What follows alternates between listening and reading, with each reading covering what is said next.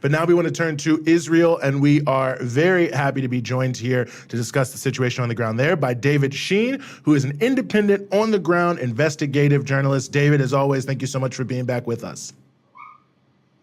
Thank you both for having me. Good to be back. Well, it's an honor to have you, and it's great to have you back. Last time we talked, there were huge protests in Israel over the judicial overhaul that was proposed at that time.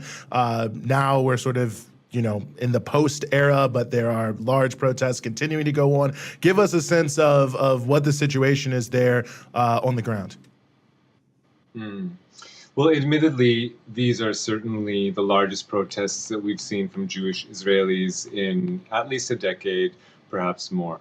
What we're seeing is, as you've seen in the videos, tens, hundreds of thousands of people, in some cases, going out in Tel Aviv and Jerusalem and all around the country protesting the changes that the government is making. You mentioned that one law has passed, but of course, it's just one of dozens of laws that you and I would consider undemocratic. And because it was the first piece of this package of legislation, so of course, a lot of tension, climax when it finally passed, and it did finally pass. So sure, that has broken some people's spirits, but I think that in the days and weeks to come, you're also going to see continued protests. People aren't going to let up about this because the issues that are being debated and passed in the Knesset and Israel's parliament are very, very serious. And secular nationalist Israelis who didn't protest for years and for decades while Israel was, occupying Palestinian people, and while the Supreme Court, for the most part, permitted that occupation. But now that there's a chance that that Supreme Court will be defanged and neutered, and that it won't have the ability to, even in extreme cases, put a pretty face on Israel's ethnocracy, and at least have the appearance of abiding by some kind of international order. So if the Supreme Court is neutered, then even that is gone. And of course, this means for secular Israelis that the rights that they hold dear, which have only ever been defended by the courts, rights of gay people, some rights of women in this country were only ever won in the courts, and have become precedent as such, but they were never anchored in law because we have a very conservative population and a conservative legislature. So these are very real reasons for people to go out into the streets, regardless of what we may, snicker, saying, well, yeah, it took you long enough to realize that Israel is a dictatorship only when that dictatorship is being directed towards yourselves as, until now, privileged citizens. But, wake up, smell the coffee. But still, at the same time, for them, it's a very, very serious issue. So, David, I'm curious, there's an aspect of this that I found somewhat interesting. I don't know how serious it actually is, but there was a number of reservists that were saying before this law was passed in the Israeli army that they would refuse to serve if this happened. Now that it's happened, I mean, is there actually a risk? Like the U.S. Department, the U.S. head of the Department of Defense, Lloyd Austin, actually spoke to his counterpart in Israel and made a point of this could be bad for Israel's security but is that actually true that could happen this could lead to some sort of breakdown of the Israeli army carrying out its occupation or is that just an exaggerated? I mean, CNN is very afraid of this, so that's why I'm asking. So I saw a few CNN segments on that. Well, I mean, on one hand, the government is using that rhetoric. It's putting that message out there in a way to say, these people are using an illegitimate tactic and they should, not be, and they should be delegitimized for even raising this issue. This is a much greater danger, so quell your protests. So certainly that's being used internally, and so I'm not surprised it's also spiraling outward. But from my sense, obviously I haven't polled people, but anecdotally I can tell you that I have seen, yes, in Hebrew, people who aren't previously on the left and had never failed to show up for reserve duty and been an integral part of the Army's, reservist system, are now saying, forget about it, count me out. I've given in my, whether they're serving in this unit or that, they're saying, I won't be showing up for reserve duty anymore. I've already given my notice. Not going to happen. Or people who, let's say, were volunteers with the police, had said something similar. I'm not going to volunteer with the police anymore. So I think the numbers we've seen are at least 1,000 people who now, of course, I can't say to. I don't know enough about the Israeli military's inner workings to say is that, but it's seemingly on the face of it, sure, it could be the beginning of a hole in the dam that breaks open, and soon the deluge will come.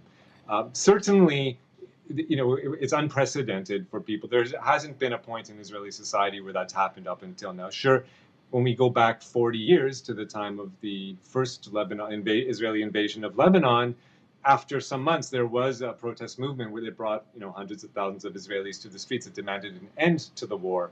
But nothing like what you're talking about, a situation where people say, I'm not going to serve anymore because of the nature of the government is undemocratic. That's never happened. Mm. I mean, sometimes it feels like you don't know how to parse what might be grandiose or too much, but certainly a lot of the commentary in the media here in the U.S., New York Times, Washington Post, is almost questioning whether or not, Israeli society, and I think this speaks to the point Rania was raising, is coming apart, like whether or not the sinner can hold, so to speak, because of the nature of these cleavages. I mean, I don't even know what that looks like, but does that seem possible or logical? Is it over the top? I mean, it seems very sort of apocalyptic the way it's often presented, but countries don't collapse that often, so it seems like, who knows? Sure. Right. It is hard to say, but I'll say that I'll give you like a little breakdown of some events that have occurred in recent weeks. So obviously you've seen footage of Israelis occupying the Ayalon Highway, the largest highway in the country that runs through center of Tel Aviv, and building bonfires and using other methods to stop traffic in each direction, and thereby saying, okay, we're throwing our bodies on the infrastructure of the country to bring it to a halt. Okay, so as a result of this, obviously this causes inconvenience to some, but if you ideologically oppose this, then you're especially angered to be inconvenienced by it. So what you have in recent weeks is some right-wingers who, let's say, live in different parts of the periphery of the country, will go to other settlements, other towns, villages in the same area, villages that they perceive whose inhabitants are somewhat more liberal than themselves,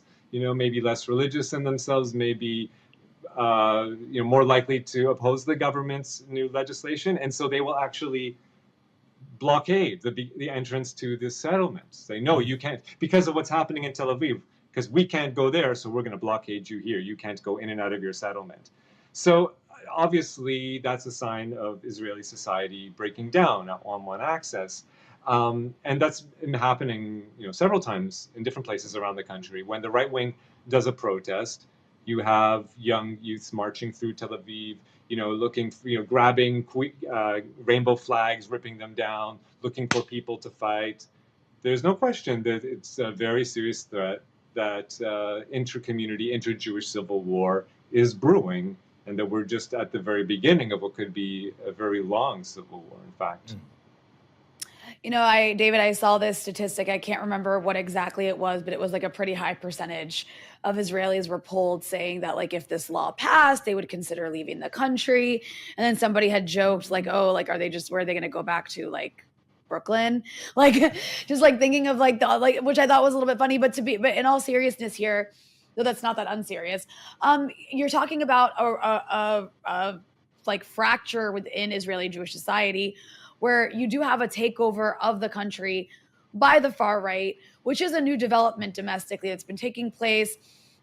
It's been evolving towards that direction for the last like 2 decades. And it's something that you've been covering a lot. You've covered it in the context of these Israeli politicians being extremely genocidal in their rhetoric towards, for example, African refugees. And obviously we know that the way these Israeli politicians specifically talk about Palestinians, advocating for, insane levels of violence. Not that all Israeli politicians don't necessarily do this, but, you have like the more far right politicians making very genocidal, openly racist and hateful, insightful statements. So is that, I guess, evolution towards that sort of like religious fascistic element within the government taking over various aspects of the country with regard to Palestinians?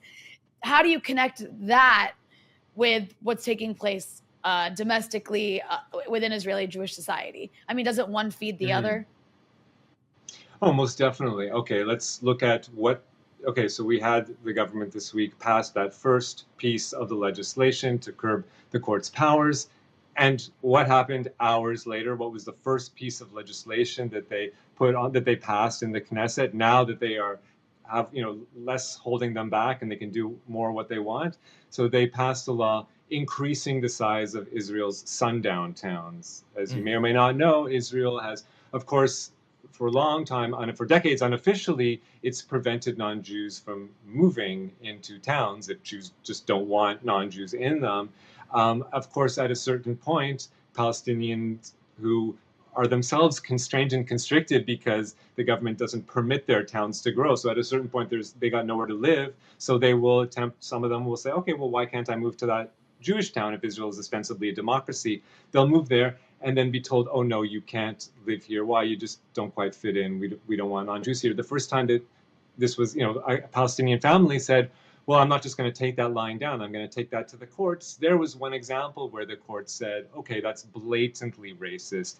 There we will put a stop to that and say, no, Israel can't be that blatantly racist. So what the government did was just make a new law saying, okay, from now on, we're creating a method, a legal loophole by which you are permitted to be this racist and forbid entrance to non-Jews. Okay, that law passed in 2011. So what happened yesterday? The first new law they passed is to expand that law from 2011. If before, only villages with 400 families were permitted to refuse admittance to whoever they wanted. So now this is any village with 700 or more families. In a couple of years, that could be expanded to 1,000 or more families. Now, there's nothing special about a village of 1,000 families that would want its members or its inhabitants to protect their some kind of unique culture. It's just blatant racism.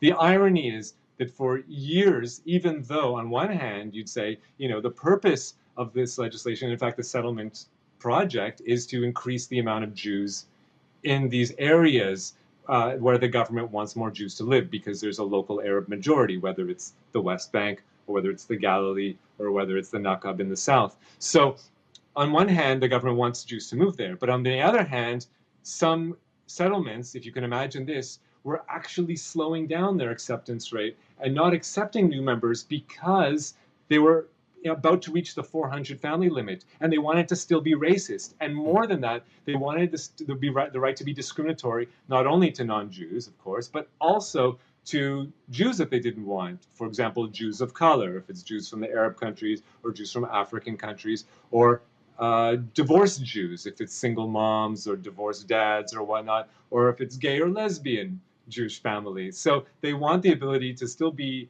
discriminate against who's allowed to live in their gated community. And as such, so for a while they resisted. But now that the government has solved this this issue, you could say, by expanding. So now, hundreds more villages all around the country can be, towns that they called sundown towns in the U.S., where you forbid people from living there that you consider undesirable. So Israel's become that much more racist, and that's before we even get to the West Bank, although that law is also applies to the West Bank settlements. That is about territory that Israel conquered in 1948. It is considered by international law to be Israeli territory. So that is coming home to roost. That's not even necessarily territories. That's an all full spectrum racism in Israel. That's the first thing that the government does as soon as it peels off some of its constraints. So in the days to come, we're going to see more and more chipping away,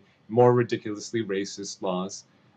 They're too numerous to mention, but on every front, I can't help but at least somewhat sympathize with people who are seeing the privileges they had stripped away in favor, of course, of a rising elite that's going to have even more privileges, and worst of which, the privilege to ethnically cleanse the country of the non-Jews.